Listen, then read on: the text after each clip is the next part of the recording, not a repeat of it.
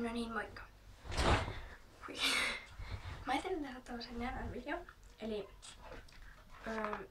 mielipiteitä kaneista, koska meillähän olisi nyt siis tulossa ehkä kani, niin että kanin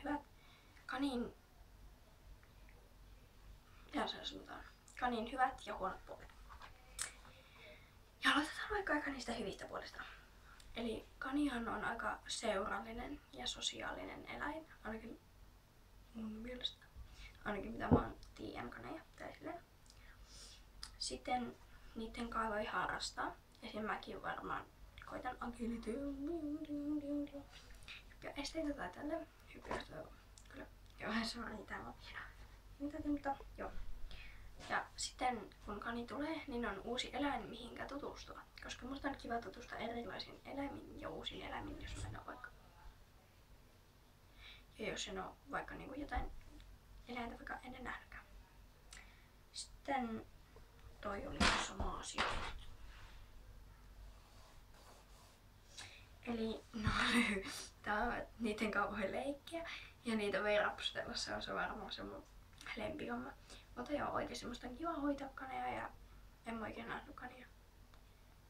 No ihan sama, unohtakaa, oon mä nähnyt kanin televisiossa. No joo, oon mä oikeestikin nähnyt. Mutta joo. Mä koitan niinku huumoria heittää tässä. Mä oon kato niin hauska. Joo. No joo. Ja sitten ne on pitkäikäisiä. Koska musta on kiva, että kanit on pitkäikäisiä, ettei niinku noi kaksi tuolla. Oltaanko syödä? Jos se nyt näkyy. En mä tiedä kuvaako se.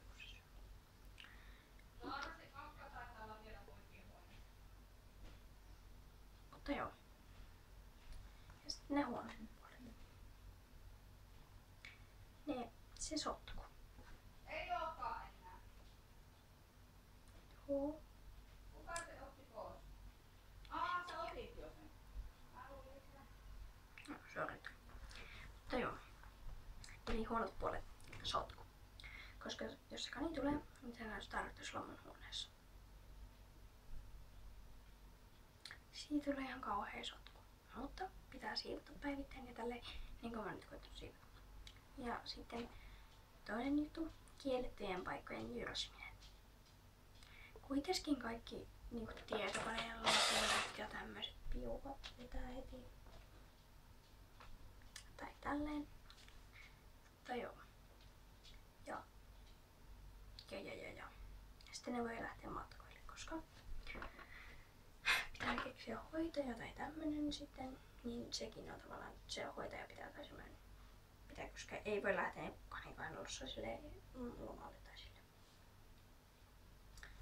Mutta tässä oli nämä kanihommat ja mielestäni kanit on ihania eläimiä.